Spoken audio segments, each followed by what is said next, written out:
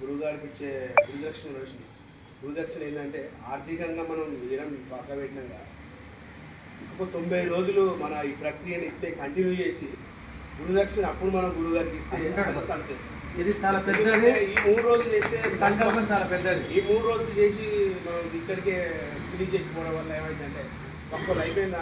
3 రోజులు పక్కన అయిపోయింది. అది కాదు అంటే మన ఆరోగ్య సంపాదన మనకు చూపించుకోవడం జరుగుతుంది. మానవాళి ఈరోజు పరిస్థితి నేను పొద్దుగా లేచి 5 గంటలు లేచి ఉడుకురు పరుగుల మీద బండి మీద పోతాను. సురేష్ అన్న రమేష్ అన్న పొద్దుగా పోతాను అంట కాకినాడ గడ్డకి. ఆ మైండ్ మెచ్యూరిటీ అంతా మొత్తం టోటల్ అంతా మిల్లు మీదనే ఉంటుంది.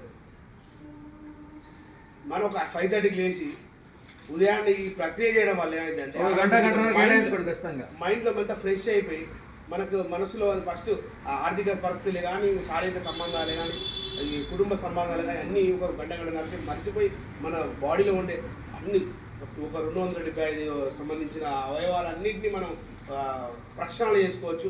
కాబట్టి ఏంటంటే మనం 100% 5:30కి లేచి ఒక అరగంట సేపు గంట తర్వాత రానికి ఒక గంట సేపు చేసుకుందాం. ఒక అరగంట సేపు టైం ఇస్తే అందరం మంచిగా చేసుకుందాం. మనము ఈ గ్రామ ప్రజలకు ఈ 3 రోజులు ఏదో 90 రోజుల తర్వాత చూపించాలి. అప్పుడు మనం గురుదక్షిణ ఇచ్చినట్టు. ఈరోజు ఆర్థికంగా గురుదక్షిణ మనం హెల్ప్ చేయగలుగుతాం. ఈ 90 రోజుల తర్వాత మనం గురుదక్షిణ ఇవ్వడమే గొప్ప.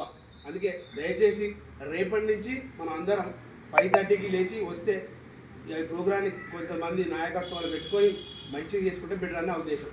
ఇది ఎవరి లాభం కోసం కాదు, ఎవరి కోసం కాదు, అందరి శరీరం కోసం, అందరి బాగు కోసం. ఎందుకంటే రేపు 40 సంవత్సరాలు దాటినాయంటే షుగర్, బీపీలు, థైరాయిడ్లు చాలా విపరీతంగా అది ఘోరమైన మనం అనుభవించడం తెలుసు అన్న. రోజు పొద్దుగా అయితే కంపల్సరీ 10 గంటలు టాబ్లెట్ వేసుకోవాలి, అన్నం తిన టాబ్లెట్ వేసుకోవాలి.